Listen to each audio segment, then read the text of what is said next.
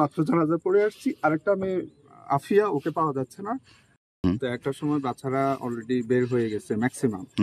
তারপরে tiffin hour চলছে 1:30 পর্যন্ত। এর মাঝখানে স্টুডেন্টরা হয়তো কেউ খাচ্ছে বা একটু বাইরে খেলতেছে।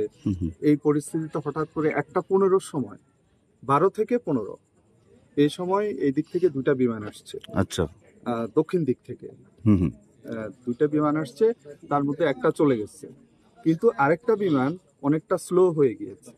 যাওয়ার পরে সে কিছুটা একটু এলোমেলো অবস্থাটা।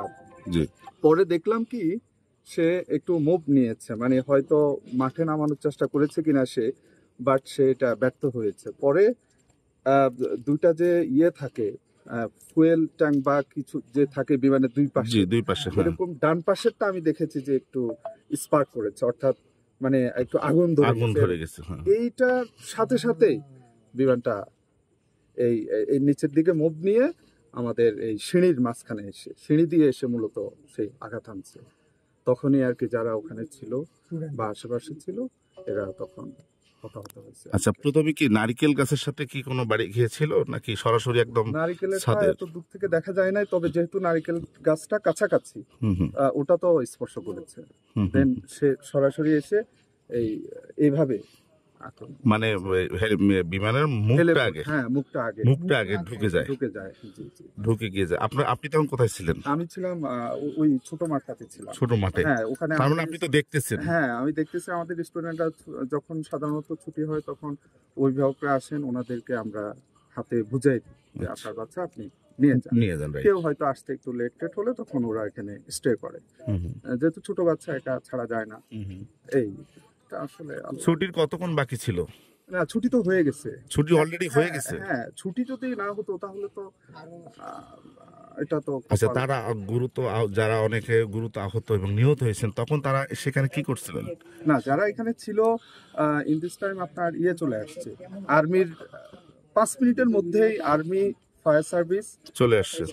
ঘটনার পরে একদম, মানে যারা এখানে অসুস্থ হয়ে পড়ছে, সাথে সাথে এদেরকে রেস্কিউ করে বের করে নিয়ে গেছে। আর যারা আটকা পড়েছে উপরে, ওদেরকে দুই পাশের যে পকেট গেট আছে ওগুলি খুলে ওদেরকে ওই দিক দিয়ে নামানো হয়েছে। ওটা কি ক্লাসরুম ছিল নাকি? না, ওই হ্যাঁ, এখানে তো এমনি ক্লাসরুম। ছুটি হয়ে গেছে, স্টুডেন্টরা ম্যাক্সিমাম চলে যাচ্ছে। হ্যাঁ, চলে যাচ্ছে। কিন্তু বিমানটা যেখানে পড়েছিল বা সেখানে কেউ কোনো বাচ্চা কি অবস্থান করছিল নাকি চলন্ত পথে ছিল? তারা চলন্ত পথে ছিল, ওখানে স্টে করে কম।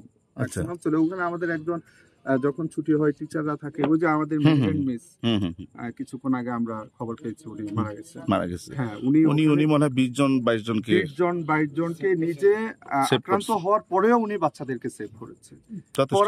হ্যাঁ, পরে আমরা আমাদের গ্রুপে নেটে দেখলাম যে 100% আক্রান্ত, মানে উনি পড়ে গেছে শরীরে।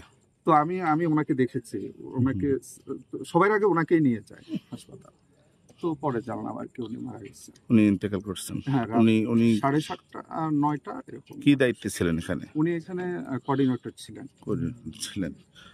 আপনাদের এই মাইলস্টোন স্কুল অ্যান্ড কলেজে কত ছাত্রছাত্রী এখানে? এখানে আমরা তো আসলে স্কুল সেকশনটাতে কাজ করি। আচ্ছা, প্রাইমারিটা। হ্যাঁ, 6 to 8 আমি আছি। 6 to 8 এখানে হলো 3 থেকে 5 পর্যন্ত, আর ইংলিশ ভার্সন হলো 6 থেকে 8 পর্যন্ত। তো আমি স্কুলেরটা হয়তো বলতে পারি। তার মানে ছুটি না হলে তো অবস্থা খুবই খারাপ ছিল। আল্লাহ রহমত করেছে, ছুটি হয়েছে মাঝখানে। কোনো গার্ডিয়ান বাচ্চাকে খুঁজে পাচ্ছে না, এরকম কেউ আসছে এই সন্ধ্যার পরে? এখন পর্যন্ত ম্যাক্সিমাম খবর পাওয়া গিয়েছে, তারপরেও 2-1 জনের এখনো মানে বলতেছে যে পাচ্ছে না এরকম কিছু। তো এটা ওরা খুঁজতেছে, বিভিন্ন হাসপাতালে খুঁজতেছে, হয়তো সময় লাগবে, চিহ্নিত করতে সময় লাগবে একটু এরকম। জি, আপনাদের আমি এই মুহূর্তে আমার বাসার সামনে, আপনার বাসা এখানে? আমার বাসা এখানে, আমার বাসার সামনে এই নুসরাত নামে একটা মেয়ে, আমি জানাজা পড়ে আসছি, মাত্র জানাজা পড়ে আসছি। আরেকটা মেয়ে আফিয়া, ওকে পাওয়া যাচ্ছে না। ওর বাসায় আবার গিয়ে দেখছি যে পাওয়া গেছে কিনা, দেখলাম বাবা আছেন, মার ছেলে বাইরে। পরে আমার মন মানছে না, আমি আবার এসে এদিকে ঘুরে গেলাম আর কি, আসতে দিচ্ছি। আমি এই বিল্ডিং এ একটা সময় এটা হল ছিল, আমি এখানে থেকেছি, আমি হল সুপার ছিলাম। আচ্ছা আচ্ছা।